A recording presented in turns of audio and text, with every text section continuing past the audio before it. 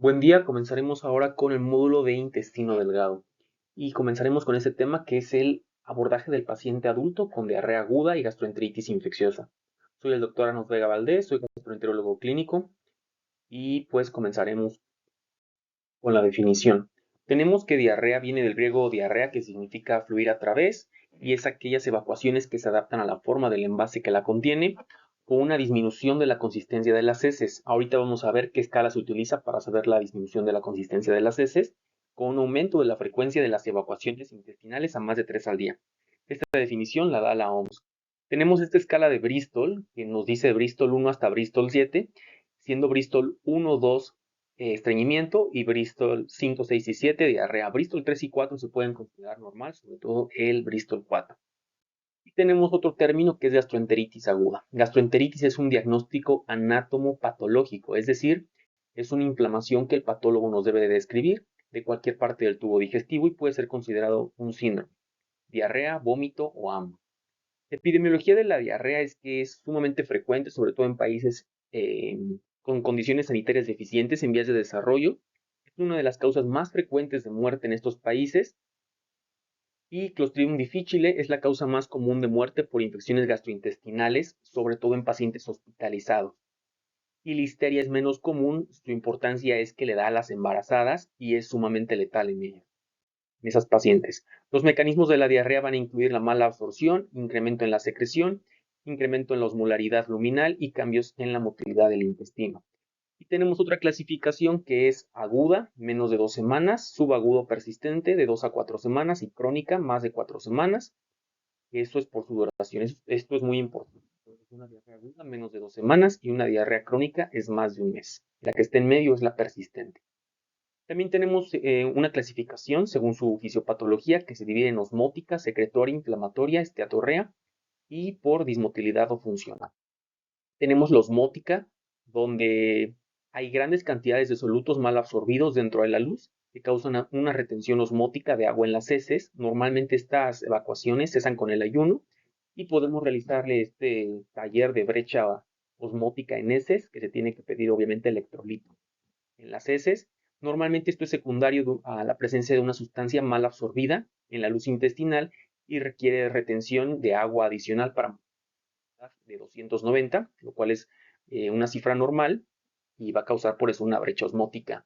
Un ejemplo de esto, muy claro, para que no se les olvide, los pacientes que tienen intolerancia a la lactosa, normalmente es este tipo de diarrea, ya que al no haber la enzima que degrada la lactosa, estos pacientes acumulan esta sustancia, la leche, mal absorbida dentro de la luz intestinal y va a jalar por osmosis, y para mantener esta osmolaridad intraluminal en 290 va a jalar agua. Ahora tenemos otro tipo de diarrea que es la diarrea secretora, la cual en ese tipo de diarrea la secreción intestinal supera la capacidad de absorción y la secreción de electrolitos que no se absorbe por completo condiciona la retención de agua intraluminal. La diarrea suele ser incesante independientemente del estado de ayuno o la hora del día. El ejemplo más claro es el cólera. El cólera precisamente es esto, una secreción importante de electrolitos que no se va a absorber, por lo cual hay una retención de agua intraluminal. Y la brecha osmótica de las heces es normal. Normalmente, como les comento, esto es por enterotoxinas, por tumores neuroendocrinos, eh, y el más importante es el cólera. Ahora tenemos la diarrea inflamatoria. La diarrea inflamatoria es la que nos tiene que llamar siempre la atención. La 1 y la 2 sí son importantes, pero esta es la que siempre tenemos que intentar encontrar en el paciente. La diarrea inflamatoria, como ustedes observan en la imagen, esta es una mucosa de colon normal, y la del lado derecho, y la del lado izquierdo es una mucosa con colitis. Estos pacientes sí tienen colitis. Vean que la inflamación de la mucosa es importante y disminuye la luz del intestino grueso. En este caso, si tenemos un incremento en la pared, obviamente la absorción va a ser deficiente y pues puede producir algunos elementos patógenos que ahorita voy a mencionar.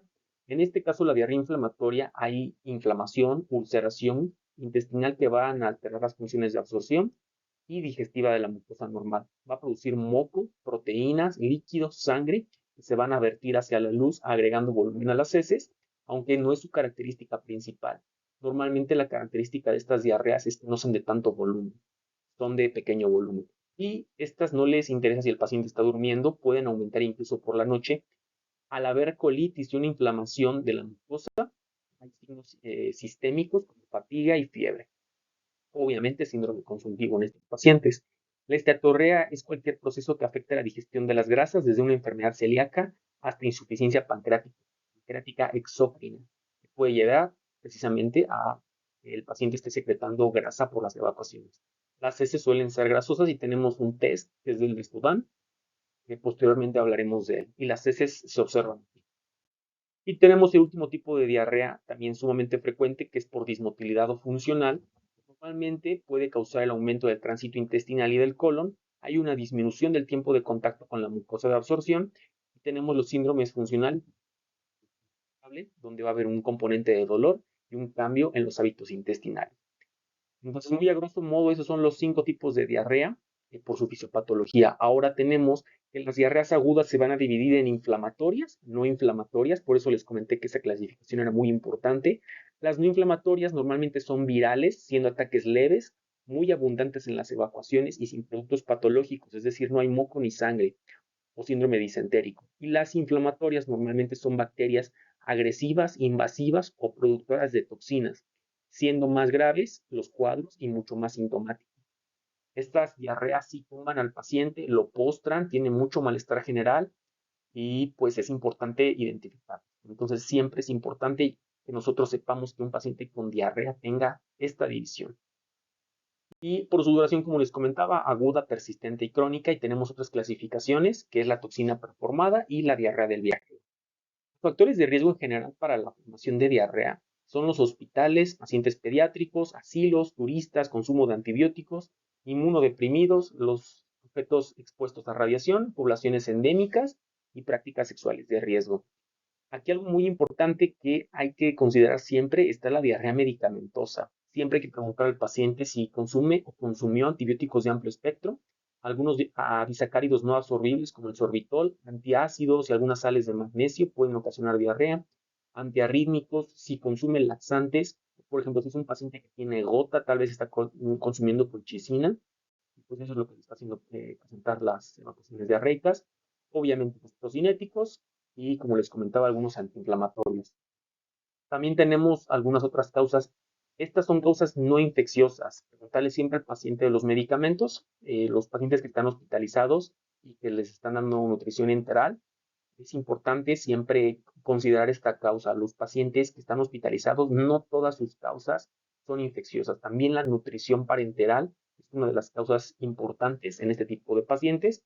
Y otros trastornos que pueden ocasionar diarrea, la apendicitis aguda, cuadros agudos, isquemia mesentérica, que esté debutando enfermedad intestinal, una diverticulitis aguda, un intestino irritable, predominio de diarrea. Otras causas, la transgresión alimentaria, los pacientes que tienen atracones de alcohol también ocasiona diarrea por la mala absorción, exceso de fibra, intoxicación con algunos metales pesados y causas extraintestinales, no olvidar la diabetes, la insuficiencia suprarrenal y los pacientes hipertiroideos. Ahora, tenemos en cuanto a las causas infecciosas que podemos dividirla en dos grandes grupos, los que afectan el intestino delgado y los que afectan el intestino grueso. Y vean ustedes que puede ser igual, ambos pueden ser afectados por virus, por bacterias y por parásitos. Aunque si se dan cuenta no son los mismos microorganismos. Del lado derecho, como les había comentado, las de colon suelen ser cuadros más agresivos, suelen ser cuadros más invasivos. Si ustedes se fijan, son bacterias que nosotros conocemos y suelen ser más agresivas con el paciente. Tenemos algunos principales patógenos como los virus, que son el 75% de todos los cuadros diarreicos en el mundo. Normalmente son cuadros autolimitados, usualmente acompañados por vómitos, aunque algunos solamente van a tener náusea. Rotavirus es la causa más frecuente en los niños menores a 2 años y tenemos al norovirus, que es la causa más común a nivel mundial de diarrea. Aunque el 15 a 35% pueden ser asintomáticos y el que le sigue en la diarrea del viajero después del norovirus es E. coli. Estos virus son contagiados o son diseminados, contagian a través de la contaminación fecal oral y normalmente es en vómito aerolizado o alimentos o fomites contaminados no hay inmunidad a largo plazo, entonces las reinfecciones pueden ocurrir. Por eso es que no hay una vacuna para los cuadros diarreicos. Normalmente no hay inmunidad a largo plazo y las reinfecciones siempre están ocurriendo con los diarreicos. En cuanto a las bacterias más importantes, tenemos a E. coli, y E. coli hay que recordar que tiene múltiples cepas dependiendo de su agresividad. Normalmente E. coli, las más leves, causan una diarrea limitada que sí pueden ocasionar un cuadro febril o vómitos. El cuadro de incubación va de 2 hasta 3 días máximo y normalmente puede haber fiebre, náuseas o calambres. No es tan común, como les comento, depende de la cepa de E. coli que consumamos y algunas de ellas van a requerir tratamiento antibiótico. Tenemos cólera, es una de las principales bacterias, dos biotipos, pueden causar epidemias, normalmente no son invasivos, como les comento, este microorganismo ocasiona una diarrea importante, secretora, por lo cual el manejo está enfocado a la hidratación y antibiótico. Y si hay vacuna. Tenemos también a listeria. Listeria es importante, a pesar de que no es tan común, es muy importante en los pacientes inmunocomprometidos. En embarazadas tiene igual un componente importante que hay que estudiar y tiene una forma invasiva que se asocia a meningitis y encefalitis. Tenemos otra bacteria importante que es el Campylobacter. A pesar de que la bibliografía menciona que en México no es tan común, ustedes iban a ver casos de esta bacteria. Suele ser muy agresiva, puede ocasionar se le conoce como una apendicitis o un apendicitis light y desarrolla una complicación que se llama el síndrome de Guillain-Barré. Esta es la importancia con un Campylobacter. Y pues bueno, en esta infección sí puede haber manejo antibiótico, sobre todo en los casos severos. Afortunadamente, Campylobacter es sensible a los macrólidos y a las quinolonas. Tenemos salmonela, que tenemos dos síndromes clínicos, la salmonela no tifoidea, donde normalmente hay un compromiso de intestino delgado, que suele ser autolimitada, no suele haber disentería. Hay que recordar que disentería son pujo, tenesmo, evacuaciones con productos patológicos, y se está manifestado este cuadro de salmonela no tifoidea por diarrea, dolor abdominal, un cuadro febril importante, y puede haber compromiso sistémico hasta el 14% de los casos, yéndose a populaciones y válvulas cardíacas. Nuevamente, esta bacteria es susceptible a quinolonas y a cefalosporinas de tercera generación, y luego tenemos el otro tipo de salmonela, que es la tifus. La salmonela tifoidea o fiebre tifoidea va a ser enteroinvasiva y se disemina vía hematógena, por lo cual el diagnóstico, el gold estándar, es el mielocultivo. Tenemos que en la semana 1 va a haber síntomas inespecíficos, que van a incluir escalofríos y fiebre. En la semana 2 vamos a tener dolor en el cuadrante inferior derecho, diarrea y esta lesión que me parece que sí es patognomónica, que son los puntos rosas. Tenemos la semana 3 donde hay complicaciones como, según yo, esta nota de nacional, tenemos complicaciones como úlceras colónicas con hemorragia y perforación. Y en la semana 4 los pacientes que sobrevivan a la fiebre tifoidea, pues ya van a tener una resolución. Shigella y este tipo de bacterias, Shigella y Yersinia, es que son enteroinvasivas, enterotóxicas y pueden ocasionar cuadros importantes, sobre todo a nivel riñón. No me voy a detener mucho en ellas, pero es importante que las conozcamos. También los subtipos de E. coli enterohemorrágico, como les comentaba, productor de toxina Shiga, ocasiona algo que se llama el síndrome urémico hemolítico, que es trombocitopenia, falla renal, púrpura trombocitopénica trombótica y deterioro neurológico. Como les comento, puede ocasionar una falla renal que incluso se haga crónica. En teoría, estos pacientes no van a requerir antibiótico porque se le va a liberar más toxina Shiga. Entonces, esta también es importante que lo tengan en cuenta, el síndrome urémico hemolítico. Y lo suelen preguntar en varios exámenes nacionales, en el CENEVA, me parece que es nacional.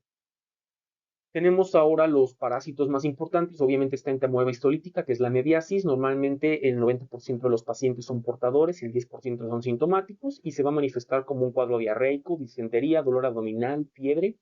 Puede haber diseminación hematógena y estos pacientes van a desarrollar esta complicación sumamente frecuente en los pacientes inmunocomprometidos, que es el absceso hepático, que se puede ir también a cerebro y a pulmón. Las complicaciones de la mediasis es que pueden causar estenosis a nivel de colon, perforaciones, abscesos, como les comentaba, sobre todo en el lóbulo hepático derecho, y siempre está indicado el tratamiento con metronidazol. Este es un absceso. Tenemos este también, También es importante, sobre todo en los niños, en los inmunocomprometidos o en los que vienen a hacer camping, pacientes que beben en manantiales, que se fueron de campamento, sí suelen adquirir este tipo de parásitos en forma de quistes. Los tropozoitos van a invadir la mucosa y los síntomas van a incluir diarrea, náuseas, vómitos, calambres, mucha flatulencia y puede haber mala absorción. E incluso esta infección es importante porque se puede perpetuar, puede hacerse crónica. Y algunos pacientes van a estar asintomáticos. También algo que van a desarrollar es el síndrome de intestino irritable postinfeccioso, que posteriormente voy a comentar. Tenemos esta infección, este microorganismo que se llama Clostridioides difficile o Clostridium, previamente llamado. Clostridium difficile es muy importante porque es la causa más común de infecciones nosocomiales del tracto gastrointestinal. Normalmente esta bacteria causa la enfermedad por dos toxinas, la toxina A y la toxina B, que trabajan a la par para afectar al paciente. Los antibióticos o el uso malo de los antibióticos es lo que normalmente lleva a estos pacientes. Son pacientes que normalmente están expuestos a uno, dos, tres, cuatro, cinco esquemas de antibióticos y se asocia mucho la clindamicina, se asocian las cefalosporinas, etcétera. Esta infección de colitis pseudomembranosa normalmente afecta a pacientes ancianos, a que tengan alguna comorbilidad, han estado tal vez hospitalizados mucho tiempo, o estados de inmunocompromiso, enfermedad inflamatoria intestinal. Siempre es importante a los pacientes que tengan CUSI descartarle que no tenga Clostridium difficile, y antecedentes de hospitalizaciones o pacientes que tienen residencias médicas o en asilos. Esta, esta infección debe ser sospechada en cualquier persona que desarrolle diarrea de aparentemente etiología no filiada, pero que haya sido tratado con medicamentos o haya estado antibióticos o haya estado expuesto a un hospital. Incluso puede ocurrir hasta 8 semanas después de que hayan acabado estos antibióticos, y el diagnóstico se hace a través de la toxina A y B en heces. El tratamiento es con vancomicina vía oral. Y bueno, entonces tenemos que la diarrea se puede dividir, como les comentaba, en una diarrea. Esto obviamente lo vamos a hacer en nuestro cerebro únicamente. Tenemos que tener en cuenta que puede haber involucro de intestino delgado o de intestino grueso. Y dependiendo de las características clínicas que nosotros le encontremos a nuestro paciente, vamos a decir, es una diarrea probablemente donde se está afectando el colon, o muy probablemente es una diarrea de intestino delgado. ¿Cómo vamos a saber eso? Por las características clínicas. Si ustedes observan, la diarrea de intestino delgado son evacuaciones muy abundantes, son muy acuosas, hay dolor, hay calambres abdominales difusos, puede haber mala absorción, no necesariamente, y normalmente estos pacientes hay deshidratación al ser evacuaciones muy profusas. Los pacientes que tienen involucro del colon normalmente son evacuaciones de pequeño volumen, son sanguinolentas o pueden ser sanguinolentas. El dolor es sumamente importante, como les comentaba, de la apendicitis light, que ocasiona Campylobacter. Hay un dolor abdominal sumamente importante, es la famosa disentería. Estos pacientes tienen pujo y tenesmo, precisamente el paciente puja, no sale nada más que evacuaciones de pequeño volumen y sanguinolentas. Es la famosa disentería, y sí, puede llevar a la deshidratación, aunque no es lo más característico. La deshidratación es más frecuente en las diarreas de intestino delgado. Tenemos que hay múltiples mecanismos para producción de diarrea infecciosa dependiendo de las bacterias. Puede ser por enterotoxinas, por producción de citotoxinas, enteroadherencia, por toxinas preformadas, invasión a la mucosa, penetración, destrucción de la mucosa, etc. Dependiendo del microorganismo, pues esos son los mecanismos de acción para producir diarrea. Entonces aquí no es para que nos lo aprendamos obviamente de memoria, pero tenemos los diferentes microorganismos que van a tener diferentes periodos de incubación y en teoría cuándo se va a recuperar el paciente. Y veamos, esto es importante, las toxinas preformadas que ocasiona estafilococo dorado, Bacillus cereus, Clostridium botulinum. Normalmente el paciente, sobre todo estafilococo dorado y Bacillus cereus, el paciente se recupera pronto, ¿no? Son aquellos pacientes que tienen un cuadro diarreico posterior a que se exponen a dicho alimento y a las pocas horas ya están curados. Eso es un tipo de diarrea especial. Y también tenemos a los pacientes que están infectados por virus. Si ustedes observan, prácticamente todos tienen diarrea que afecta intestino delgado. ¿Cómo lo sé? Porque son diarreas acuosas. No dice aquí que haya disentería. Si ustedes observan, únicamente el citomegalovirus es el que puede ocasionar tanto diarrea aguda como disentería, como una diarrea persistente. En cuanto a las bacterias, igual, muchas cepas de E. coli son diarreas de intestino delgado, son muy acuosas, no causan disentería, pero hay algunas, sobre todo la enteroinvasiva, que sí causa afectación o involucro a intestino grueso, causando cuadros de disentería. Tenemos igual que hay algunas bacterias sumamente agresivas, como las que les comentaba previamente, Clostridium, Yersinia, Campylobacter, Salmonella, Shigella, que sí pueden ocasionar perpetuación de la diarrea y aparte un cuadro disentérico importante. Entonces, siempre es importante preguntarle al paciente los síntomas, hacer bien la semiología y discernir entre una diarrea inflamatoria y una no inflamatoria. En cuanto a los parásitos, que afortunadamente ya no son tan comunes, tenemos que Giardia normalmente ocasiona una diarrea acuosa, no suele causar síndrome disentérico, aunque sí cronifica. Si ustedes observan los pacientes con protozoarios, con parasitosis, la gran mayoría, por no decir todos, cronifican y los tenemos en hongos, obviamente no es tan común, no es tan común, es pacientes muy inmunocomprometidos, y los helmintos también tenemos que codifican todo. Entonces, eso es importante para estas tablitas, esos cuadritos. El diagnóstico clínico, pues obviamente va a ser sumamente clínico. Vamos a interrogar al paciente desde sus antecedentes, si ha viajado a algunas regiones endémicas, hay que recordar el sureste asiático. También la bibliografía pone de riesgo a México y a bueno, prácticamente toda Latinoamérica, pero sí hace hincapié en México y en la India, en el caso del sureste asiático, del subcontinente. Tenemos también que considerar si el paciente viene de una zona rural, de donde toma el agua, que se dedica a sus preferencias sexuales, si es usuario de drogas, si bebe mucho, si hay trastornos de la alimentación, si, esto es importante, antecedentes heredofamiliares y el paciente que tenga diarrea, porque existen estas enfermedades que se llaman enfermedades inflamatorias intestinales, hay que recordar de CUSI, Crohn, enfermedad celíaca, neoplasias endocrinas múltiples.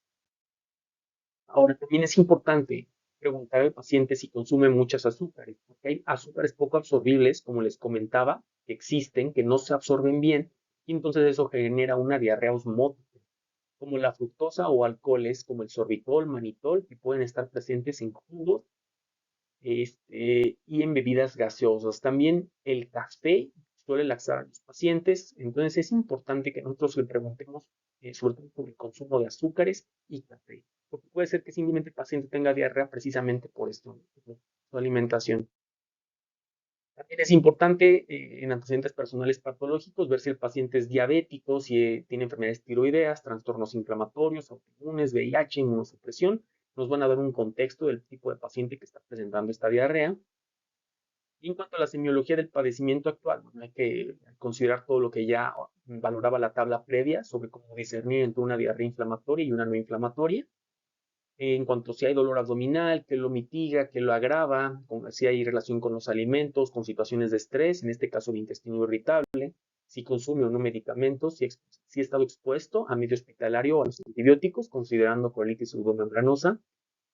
Y tú le sigues preguntando y preguntando y preguntando, pero hay muchas diferencias entre una presentación de la diarrea que involucra el intestino delgado versus una infección que afecta al colon aunque puede ocasionar algo que se llama overlap, que es la sobreposición o el solapamiento. Normalmente hay que recordar que la diarrea que afecta al intestino delgado normalmente son de gran volumen, son muy acuosas y están asociados con un abdominal de leve a moderado. En el abdomen medio, en el mesogastrio, puede haber calambres, lo refiere así la bibliografía, y algunos pacientes incluso sí mencionan que tienen calambres, y puede haber datos de mala absorción, aunque no es tan común la mala absorción, la deshidratación sí es frecuente. Tenemos ahora cuando hay involucro de colon, los pacientes normalmente tienen una diarrea disminuida en volumen, puede haber deshidratación y las evacuaciones suelen tener sangre cuando los patógenos enteroinvasivos están involucrados. El dolor abdominal suele ser importante, puede haber tenesmo, lo que les comentaba que el paciente tiene pujo y tenesmo, sobre todo cuando hay involucro a nivel rectal. Entonces, el estudio del paciente con diarrea aguda no solamente es preguntarle cómo es la consistencia de las heces, cuántas tiene al día y punto. No, hay que preguntarle sobre otras manifestaciones. Porque, por ejemplo, la enfermedad inflamatoria intestinal, sí, en este caso CUSI, que se caracteriza por evacuaciones sanguinolentas, diarrea crónica, con productos patológicos, sangre, moco y pus, el paciente también tiene involucro renal, tiene involucro a nivel de la vía biliar, el paciente tiene uveitis, puede desarrollar ictericia, el paciente puede tener compromiso osteomuscular, dermatológico, pulmonar y óseo. Sí, el paciente puede tener artritis, artralgias, adenopatías, puede tener manifestaciones a nivel vascular, periférico, enfermedad hepática. Por eso les comentaba que hay que ver si el paciente no se relaciona esta diarrea con ictericia. Y pues en teoría tenemos que hacer a todos los pacientes un tacto rectal para ver si no hay alteraciones del piso muscular del pelvis. Entonces, ya que le hacemos todas estas preguntas al paciente, las que ya mencioné, ahora sí tenemos una idea de más o menos si es afectación colónica o de intestino delgado. ¿Y por qué es importante tenerlo en cuenta? Porque si hay involucro de colon o de intestino delgado, pues ahora sí podemos empezar a pensar en un tratamiento y cuál va a ser la evolución natural de esta diarrea. Tenemos que ya que observamos la clínica, tenemos exámenes que nos pueden ayudar. Tenemos la sangre oculta en heces, leucocitos fecales, ferrina, calprotectina fecal, cultivo de heces, las toxinas AB y la búsqueda de quistes y parásitos parasitoscópicos. Normalmente estos exámenes diagnósticos están reservados para pacientes donde no se dé la diarrea, en pacientes que tienen fiebre persistente, evacuaciones sanguinolentas, en quienes se sospecha infecciones nosocomiales, inmunocomprometidos o en presencia de brotes. Tenemos que en un cuadro diarreico agudo, ya que el cuadro suele ser viral, la DH, si nosotros le pedimos una biometría hemática al paciente, suele ser normal. Puede haber linfocitosis, aunque no nos va a aportar gran cosa. Funciona realmente, aporta más la química sanguínea en una diarrea aguda. Sepamos que solamente es una diarrea por la deshidratación que puede ocasionar precisamente una diarrea al ser tan acuosa y la pérdida de electrolitos. En el caso de que haya una diarrea bacteriana, sí puede haber leucocitosis, neutrofilia, etc. En la salmonelosis suele haber neutropenia y si hay eosinofilia, se relaciona mucho con alergias o gastroenteritis eosinofílica. Hacerle también un perfil metabólico al paciente, como les comentaba, electrolitos para ver el estado de deshidratación. Si hay hepatopatías, también es importante, sobre todo en elevación de las bilirrubinas en un paciente con diarrea, para ver si no es en una diarrea tipo OSI, o sea que sea secundaria A, y si hay alteración en las pruebas de función hepática, pues tal vez hay una colonitis esclerosante subyacente. También tenemos que valorar la función renal, obviamente, sobre todo en los pacientes que han tenido diarrea más de algunos días, son pacientes susceptibles por el hecho de que estos pacientes hacen falla prerrenal y puede evolucionar a una necrosis tubular aguda y hacerse renal crónico. También valorar que el paciente con diarrea no vaya a ser hipertiroideo y precisamente por ello está presentando las evacuaciones. Y los reactantes de fase aguda, BCG y PCR, siempre son importantes, sobre todo en las diarreas con productos patológicos y crónicas, o aunque no sean crónicos, pero si tienen productos patológicos, es decir, moco, sangre, pujo, tenesmo, sea un cuadro disentérico, hay que hacerle estos dos porque nos pueden ayudar a discernir si es enfermedad inflamatoria intestinal o no. Tenemos unos valores de BCG y de PCR. Y ahora sí tenemos los estudios fecales. Tenemos los leucocitos que se van a ver en el coprológico y nos van a ayudar a ver si es una diarrea donde se está destruyendo las células, hay diarrea o las diarreas inflamatorias. Tenemos dos marcadores que es la calprotectina y la lactoferrina fecal, que es un producto de la destrucción de los neutrófilos. Y precisamente si nosotros tenemos esta determinación de calprotectina o lactoferrina, podemos discernir si es una diarrea inflamatoria. Y esto se relaciona mucho con enfermedad inflamatoria intestinal. Y tenemos la prueba de sangre oculta en heces. Hay que recordar que la prueba de sangre oculta en heces, para evitar falsos positivos, con la prueba de guayaco hay que pedir FIT. La prueba inmunológica, ya guayaco no se utiliza, entonces eso es importante. La sangre oculta en heces normalmente se sospecha en casos de diarrea inflamatoria y se puede utilizar en caso conjunto con lactoferrina, calprotectina y los leucocitos fecales, precisamente para ver que el involucro a la mucosa se importa, es decir, en las diarreas inflamatorias o invasivas. Y los leucocitos fecales normalmente se piden el coprológico, o sea, un coprológico de 200, 300 pesos ya te dice si hay leucocitos o no, no hay que pedirlos así específicamente, un coprológico simple te los da. Lo que sí requiere más costo y que se lo especifiques al laboratorio es lactoferrina y calprotectina porque no son tan baratas y no cualquier laboratorio lo realiza. La sangre oculta en ese sí lo realizan junto con el coprológico y es barato. Tenemos la lactoferrina fecal, que es un marcador liberado por las células dañadas y esto normalmente, como les comento, nos ayuda a la enfermedad inflamatoria intestinal. significa que hay leucocitos, perdón, hay destrucción celular. Los cultivos de heces, ¿qué tan importantes son? Normalmente salen positivos en una minoría de los pacientes, únicamente del 1.6 al 5.6% de los pacientes.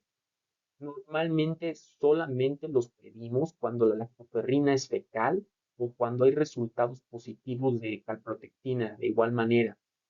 Otras indicaciones de cultivo es que haya una diarrea inflamatoria, es decir, que el paciente tenga compromiso o involucro a nivel de colon y que si está teniendo ahí su cuadro de disentería, que haya una deshidratación severa, síntomas persistentes de más de 3 días, un inmunocomprometido o en brotes hospitalarios. Entonces, si ustedes se dan cuenta, los cultivos de heces no suelen aportar mucho. 5.6% van a ser positivos. Los estudios serológicos, sobre todo para Giardia y para Mebiasis, son muy útiles en los pacientes donde se sospecha estas dos infecciones. Giardia hay que recordar que causa diarrea crónica y es frecuente en inmunocomprometidos, puede causar mala absorción y también se da en niños.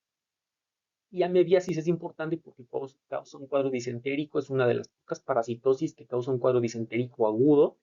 Y hay que recordar que la amebiasis causa el absceso hepático mediano, causa el ameboma, causa estenosis, etc. Se puede ir a pulmón, se puede ir a cerebro. Entonces, México es endémico para la amebiasis. Tenemos las toxinas AB en el caso de sospecha de Clostridium difficile, que estas sí se utilizan, se realiza serología en estos pacientes y es en heces. Entonces tenemos ahora los quistes y parásitos. Esta bibliografía de Estados Unidos nos comenta que la búsqueda rutinaria de huevos y parásitos no está indicada en las diarreas agudas a menos de que el paciente le dure este cuadro más de 7 días o sea población susceptible, es decir, niños, VIH, homosexuales. Sí se recomienda, como les comento, esta bibliografía no nos dice que haya un beneficio de enviar la serie de 3, pero hay otras bibliografías donde sí nos comentan que aumenta la sensibilidad y la especificidad el hecho de que se envíen el coproparasitoscópico en serie de 3. Ahora, algo importante, esto de que no se recomienda el coproparasitoscópico es en países desarrollados. Hay que recordar que México es un país endémico de parasitosis, entonces sí es importante en los pacientes, sobre todo si tienen un cuadro de más de 7 días, pedirle coproparasitoscópicos en serie de 3. Ahora, ¿qué tanto sirven las radiografías? Realmente las radiografías nos ayudan en el paciente, sobre todo si está muy grave, en el paciente hospitalizado, etcétera, que tenga tal vez compromiso sistémico, que pensemos en otro cuadro diferencial, porque una radiografía de abdomen, pues no le vamos a pedir una radiografía a todos los pacientes que nos lleguen con diarrea a la consulta, obviamente no, únicamente en los pacientes donde sospechemos tal vez íleo, donde sospechemos megacolon tóxico, que es que el paciente está nada de perforarse, y en los pacientes que se sospeche que tal vez está obstruido, etcétera. No es de manera rutinaria, obviamente, una radiografía. Y ahí en cuanto a la colonoscopia y rectosigmoidoscopia, pues realmente las indicaciones es en brotes hospitalarios, está indicado en pacientes donde se sospeche colitis pseudomembranosa o donde haya involucro, es decir, donde hay involucro de colon. ¿A qué me refiero con esto? En pacientes que tengan un cuadro disentérico para discernir si el paciente tiene o no enfermedad inflamatoria intestinal. ¿Cómo vamos a saberlo? Pues normalmente los pacientes con CUSI y Crohn o Crohn suelen tener diarrea con productos patológicos, suele ser una diarrea crónica, el paciente está perdiendo peso y pues hay que ver qué hay a nivel de colon. Entonces, si ustedes observan la primera imagen de colonoscopia, tenemos un paciente con múltiples úlceras a nivel de colon y tenemos áreas que pareciera que están nodulares. Todo esto en la imagen número 2 tenemos pseudomembranas. Estas membranas amarillas, de esto que se ve como un cúmulo, son las bacterias, precisamente es colitis pseudomembranosa por Clostridium difficile, y también tenemos tumores que pueden ocasionar diarrea crónica. ¿Qué característica en común tienen estos tres pacientes? Ya sea enfermedad inflamatoria intestinal, ya sea colitis pseudomembranosa y tumoraciones de colon. Probablemente estos pacientes tenían un síndrome consultivo, habían perdido más del 10% en 6 meses, muy probablemente tenían sangre oculta en esa positiva, obviamente. Muy probablemente estos pacientes, al menos este tenía disentería, este tenía un montón de diarrea y ese estaba perdiendo peso como si no hubiera un mañana. Entonces, son diferentes enfermedades de diferente etiología, infecciosa, autoinmune y neoplásica, y por eso son importantes los datos de alarma y discernir sobre las diarreas con involucro de colon. Estas tres ocasionan diarrea con involucro de colon. Ahora entonces, para resumir toda la clínica, tenemos esta tabla de ese mismo artículo donde nos comenta de una diarrea inflamatoria versus una no inflamatoria. La etiología normalmente de las no inflamatorias es una etiología viral, aunque sí puede ser bacteriana y o parasitaria, versus la inflamatoria, donde normalmente son bacterias enteroinvasivas. Ahora, la fisiopatología, normalmente en las no inflamatorias hay un aumento de la secreción intestinal y en las inflamatorias normalmente hay destrucción e invasión de la mucosa. Pues estas sí causan una verdadera colitis. En la examinación, los hallazgos y la historia clínica, normalmente el paciente nos va a comentar en las diarreas no inflamatorias, bueno, que hay evacuaciones muy profusas, no son sanguinolentas, son acuosas, hay dolor abdominal, puede o no puede haber fiebre, hay náusea, hay vómito. Y en los pacientes con diarrea inflamatoria suele haber fiebre, dolor abdominal importante, tenesmo, evacuaciones disminuidas en tamaño y normalmente son evacuaciones sanguinolentas. Ahora, los hallazgos de laboratorio suelen ser normales en las diarreas no inflamatorias, es decir, hay ausencia de leucocitos fecales, y en las inflamatorias sí hay leucocitos fecales. Los patógenos, como ya se los comenté, hay que saber en generalidades, no aprendérselos de memoria, pero saber que las del lado derecho, las de inflamatorias o de involucro colónico, suelen ser más agresivos. Y algunas otras características es que la diarrea no inflamatoria suele ser enfermedades más leves, los pacientes suelen perder mucho volumen y hay que considerar a los pacientes que están en situaciones de riesgo, es decir, los pediátricos, los geriátricos, de que se pueden deshidratar, y en general las diarreas inflamatorias suelen ser enfermedades más agresivas y esa los puede dar a cualquiera. Entonces, el tratamiento se basa en cuatro pilares que son las soluciones hidratantes, agentes antimotilidad, antibióticos y probióticos. Y los objetivos del tratamiento en general es evitar la deshidratación y acortar la duración de la enfermedad. Tenemos como primera medida de tratamiento la hidratación. Pues hay que darle a tolerancia líquidos al paciente, hay que reponer los electrolitos, por eso es importante una química sanguínea y obviamente aliviar los síntomas como dolor, náuseas, fiebre, cefalea, mialgias artrales, etc. Hay que alimentar, pues realmente hay que valorarlo de la edad, sobre todo en pacientes pediátricos y en pacientes adultos hay que darle colaciones, sobre todo esa tolerancia, ¿no? Normalmente se recomienda dieta blanda y ir progresando, no grasas, no jugos de fruta enlatados, no algo irritantes, se le recomienda al paciente, aunque bueno, esto lo irá viendo el paciente a lo largo de la evolución de la enfermedad. Y en cuanto a los antidiarreicos, la ventaja es que este grupo de medicamentos reduce la duración de la diarrea, puede ser hasta en un día, y aumenta la probabilidad de curación, sobre todo en la diarrea del viajero. Y como coadyuvante con antibióticos suelen ser buenos. Las desventajas es que en pacientes con diarrea inflamatoria no les va bien, porque aunque tú le metas antidiarreicos, recuerda que el involucro ya está causando una verdadera colitis, por lo cual se debe de reservar a pacientes con diarrea no inflamatoria. Es decir, si pudiéramos dividirlas en graves y no graves, a los pacientes con diarreas no graves, que realmente sea necesario, hay que darles antidiarreicos. Como antidiarreicos tenemos inhibidores de la motilidad como la loperamida y de difenoxilato, que son opiáceos que inhiben la peristalsis y van a favorecer la absorción del contenido intestinal, aunque, como les comento, en teoría está contraindicado en diarreas infecciosas, sobre todo si hay compromiso de colon. Y tenemos los antisecretorios como el bismuto y el racecadotril, disminuyen el volumen y la frecuencia de las evacuaciones por disminución en su secreción. Entonces tenemos estos dos tipos de medicamentos que son los antiperistálticos, los antisecretores y tenemos los absorbentes. Normalmente estos agentes como la loperamida suele ser de elección y pues se debe de evitar en pacientes. Lo más importante que deben de llevarse este diapositivo es que la loperamida, que es lo más utilizado, se debe evitar en las diarreas sanguinolentas. No es lo más recomendado nosotros se lo vemos a un paciente con diarrea inflamatoria, únicamente diarrea del viajero si está justificado. Y pues bueno, no es tan recomendado darles antidiarreicos a los pacientes. a menos de que sea sumamente necesario. Igual los antisecretores, pues sí está indicado en adultos con algunas de estas enfermedades, cuadros diarreicos, aunque sí hay que tener cuidado.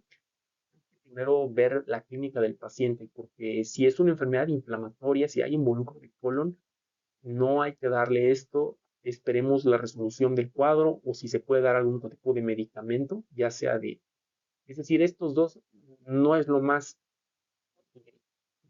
recomendado. Darle antidiarreicos al paciente es como tapar el sol con un dedo. Siempre hay que intentar que el paciente mejore por sí solo en lugar de únicamente ponerles un tapón y ya. Igual tenemos este grupo que son los absorbentes como la neomicina caolinpectina, el carbón activado, que pues realmente hay una prueba de eficacia inadecuada en la diarrea del adulto, aumenta los costos y esta guía al menos nos dice que no se debe usar, aunque sabemos que la caolinpectina es sumamente usado como medicamento antidiarreico en nuestro país. Pues a mí la bibliografía, como les comento, no te recomienda de primera línea darle antidiarreicos al paciente. ¿Qué hay en cuanto a los antibióticos? Pues los antibióticos normalmente al considerar estos puntos, las diarreas el 75% son virales. Entonces, ¿por qué carambas le vamos a dar un antibiótico si en teoría el 75% son por virus? Entonces, hay que considerar también que suelen ser diarreas leves y la gran mayoría van a ser diarreas con involucro de intestino delgado. Es decir, no tienen justificación si son virales y en teoría van a mejorar la gran mayoría en menos de 72 horas porque se van a autolimitar. Ahora, si nosotros le damos de primera instancia antibiótico al paciente con diarrea, pues bueno, vamos a llevar a resistencias innecesarias, erradicar la flora intestinal y vamos a aumentar el riesgo en pacientes susceptibles de una superinfección por Clostridium difficile. Y bueno, otra cosa que se maneja mucho en la bibliografía es que no hay que darle antibiótico a la E. coli productora de toxina Shiga, porque nos puede salir contraproducente. Aparte que aumenta los costos en el paciente. Entonces, para llevarse a casa de esta diapositiva, las diarreas en general no se debe de dar antibióticos si el paciente llega contigo de primera instancia menos de 72 horas de evolución con una diarrea, no tienes por qué darle antibiótico. Y ahora algo importante, ¿qué antibiótico le vas a dar considerando que estás con un paciente con diarrea de involucro de intestino delgado o de involucro de colon? ¿Cuál le vas a dar? Porque en teoría ya deberíamos saber qué microorganismos van a tener las características clínicas de diarrea no inflamatoria versus inflamatoria, y eso es lo que siempre hay que tener en mente. ¿Qué le vamos a dar al paciente? Entonces, dependiendo de lo que tú sospeches, es el tratamiento de elección. Si ustedes observan en Vibrio cólera, que lo manejan prácticamente aparte, sí está indicado las tetraciclinas y el ciprofloxacino. Y prácticamente en todas las E. coli, Shigella y Salmonella de primera línea se manejan las quinolonas. Ciprofloxacino, norfloxacino. En ninguna diapositiva, y esto por favor, téndanselo, y van a ver, en ninguna aquí dice amicacina, en ninguna dice amicacina o gentamicina. Por favor, no lo hagan. Y en ninguna dice darle ceftriaxona por 7 días. En ninguna. Lo único que hacen es inyectar al paciente a lo loco, que gasta un montón y eso únicamente traduce que nunca estudiaron, que nunca abrieron un libro ni de infecto ni de gastro. Observen, en ningún lado dice que cefalosporinas más que aquí salmonella y es de segunda opción. Obviamente vas a preferir ciprofloxacina.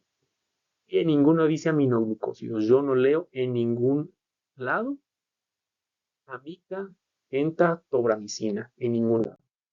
Y eso no solo comenta esta bibliografía, hay múltiples bibliografías donde no se, obviamente no se recomienda. Pero tenemos Campylobacter. Campylobacter es susceptible a macrólidos como la eritromicina, cipro o acitromicina. Observen, la gran mayoría son sensibles a las quinolentas, en este caso cipro. Y Clostridium difficile es sensible a metronidazol y vancomicina. Ojo, la vancomicina, aunque suele ser un tratamiento intravenoso, en este caso se da vía oral. Tenemos ahora los protozoarios que son susceptibles al metronidazol y al trimetopril con sulfamethoxazol. En general, los parásitos responden al metronidazol y al trimetopril. Entonces, sí, sí tiene indicación los antibióticos, la respuesta es sí, pero en contra de algunos microorganismos únicamente. Hay que recordar que el 75% son virales. Entonces, al 75% en teoría le vamos a dar manejo conservado. Y al otro 25%, en teoría, no se lo vamos a dar. Sobre todo si son diarreas que duran más de 3 días y se sospechan infecciones por protozoarios. Hay que considerar a las poblaciones susceptibles, que son los inmunocomprometidos, pediátricos, post-trasplantados, alcohólicos, diabéticos. Eso siempre hay que considerarlos como que tal vez si requieran tratamiento antibiótico de primera línea. ¿Qué hay en cuanto a los probióticos? La evidencia respalda el uso de probióticos es en niños. Lamentablemente en adultos aún no hay estudios con un peso estadístico fuerte que recomiende cualquier tipo de probiótico, aunque ustedes en su práctica clínica sí pueden instaurarlo y el paciente sí mejora, pero los metaanálisis aún no los recomiendan, no son opinales. Ahora, es importante, ya que curaron al paciente, darle tratamiento. Las complicaciones desarrollan complicaciones entre más agresiva sea la diarrea, y ustedes observen que normalmente los organismos que ocasionan manifestaciones postinfecciosas son los microorganismos más agresivos, Yersinia, Shigella, Campylobacter, enteroinvasivo, etcétera, etcétera. Y ocasionan todo esto, eritema nodoso, glomerulonefritis, síndrome de Guillain-Barré, anemia hemolítica, etcétera, etcétera. Entonces, muy importante ser clínico con el paciente, el hacer el interrogatorio y discernir entre una diarrea inflamatoria versus una no inflamatoria. ¿Es importante? La respuesta es sí, porque puede desarrollar múltiples complicaciones después de una diarrea. Ahora, algo importante es que hay muchos que van a desarrollar lo que se llama síndrome de intestino irritable postinfeccioso. Es decir, van a tener ustedes un paciente que después de un cuadro diarreico, independientemente del microorganismo, porque no se van a poner a hacer un estudio retrospectivo, le van a preguntar al paciente, señor, señora, esto es sintomatología de colitis nerviosa que usted actualmente está presentando. Antes era así, no, pues que no, yo era normal. Y van a preguntarle a un porcentaje y aproximadamente del 10 al 20% te va a comentar que fue después de un cuadro diarreico importante, un cuadro que tal vez le ocasionó fiebre, un cuadro que tal vez le duró mucho tiempo o fue muy molesto, fue muy agresivo y desarrolló el intestino irritable. ¿Por qué? Por las alteraciones que causan en la microbiota intestinal. Entonces, ven que sí es importante la clínica y evitar estas complicaciones en los pacientes que tienen diarrea.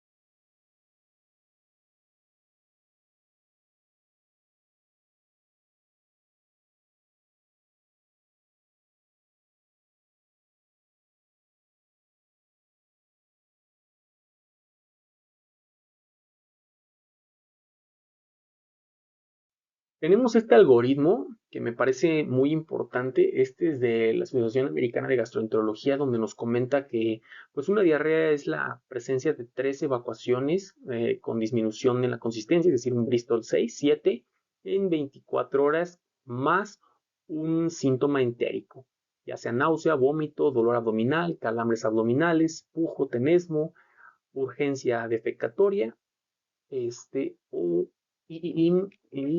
flatulencias. Aquí mencionan eso. Hay que dar al paciente lo primero, el primer pilar, que es la terapia, a todos los casos, y la tolerancia a la dieta, ¿no? Con dieta blanda que posteriormente va a ir progresándose. Y podemos dividirlo, como les comentaba, en una diarrea acuosa, que es una no inflamatoria, una que involucra normalmente intestino delgado, y esta la podemos dividir en dos, una diarrea leve y la diarrea moderada severa. ¿Cómo vamos a saber si es leve, moderada, severa? Lo que nos comenta al menos este algoritmo es que las leves no va a haber cambios en las actividades, las moderadas sí puede realizar actividades, pero ya se lo empieza a modificar la enfermedad, y la enfermedad grave hay una incapacidad para realizar las actividades del día.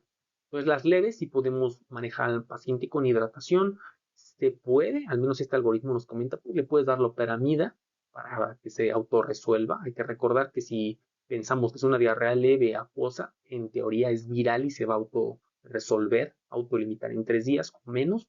Y las enfermedades moderadas a severas, que puede ser asociada o no a viajes, hay que preguntarle eso al paciente, pero en el caso de diarreas que ocasionen fiebre, hay que darles, sobre todo si ocasionan un cuadro de más de 3 días, hay que valorar iniciar tratamiento antibiótico. En las que duran menos de 3 días, pero si haya fiebre, se puede valorar inicio de loperamida con tratamiento sintomático.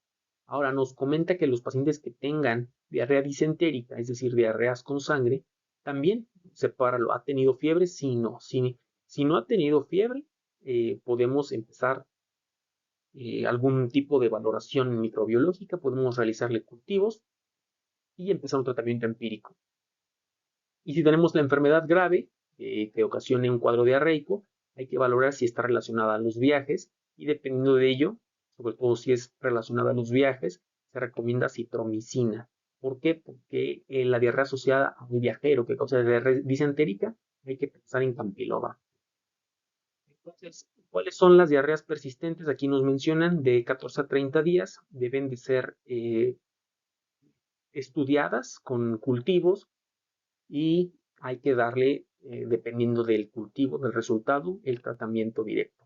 Lo que hay que llevarnos de este algoritmo, que si bien es de Estados Unidos y no aplica tanto con nosotros, porque nosotros somos una población endémica, pues es que hay que siempre dividir entre una diarrea acuosa versus una diarrea disentérica, ver la severidad del cuadro y que si es grave hay que empezar el tratamiento antibiótico o si ya duró más de 3 días. También si hay fiebre o en pacientes inmunocomprometidos hay que evaluar el inicio del antibiótico y que va de la mano con el empezar a ver los estudios de ese, sobre todo en nuestro país, coprológico, para ver si no hay compromiso de la mucosa. Hay que recordar que el coprológico nos va a ver si hay leucocitos, si hay sangre, si hay parásitos. Y parasitoscópicos, sobre todo si son diarreas más de 7 días de evolución. Estas son la última diapositiva, que son las recomendaciones con su evidencia este, que se le asignó y que nos comenta que los pacientes que tengan diarreas agudas, los cultivos de evacuaciones deben de ser reservados para los pacientes que tengan precisamente evacuaciones con sangre, deshidratación severa o datos de enfermedad inflamatoria. En más de 3 días o 7 días en inmunocomprometidos y en pacientes con infecciones nosocomiales. O sea, ¿quién le vamos a cultivar sus heces? A pacientes con diarrea inflamatoria o que sospechemos enfermedades graves en un paciente con cuadros agudos menos de 14 días, porque sospechemos algo grave, aunque la evidencia no es tan fuerte. El hacer pruebas para Clostridium difficile, las toxinas AB que se realizan en heces, deben de ser realizadas en los pacientes que desarrollen precisamente diarrea y que no tengamos una etiología. Hay que pensar siempre en Clostridium difficile. Y al menos esta bibliografía, como les comento, de Estados Unidos, nos comenta que los coproparasitoscópicos no están indicados, pero aquí, vean, incluso en países desarrollados, a menos de que seas una población en riesgo. Esto no aplica mucho, como les comento, en nuestro país. El primer paso para tratar las diarreas agudas es la rehidratación. Esto ya lo comentamos. Y la combinación de loperamida con simeticona o dimeticona puede darle beneficio al paciente o incluso un alivio completo en la diarrea y malestar asociado a los antibióticos, normalmente las quinolonas, como les comento, reducen la duración y la severidad de la diarrea del viajero, que es un tema aparte. Pero bueno, esta diarrea aguda, ojalá que si hayan discernido o ya sepan discernir entre una diarrea inflamatoria, cuál es la que, y no inflamatoria, cuál es la que involucra el colon y cuál es el intestino delgado. Es lo que se tienen que llevar a casa y a qué pacientes van a tratar con antibióticos y a cuáles únicamente le van a dar tratamiento sintomático. Eso sería todo. Cualquier duda me dicen.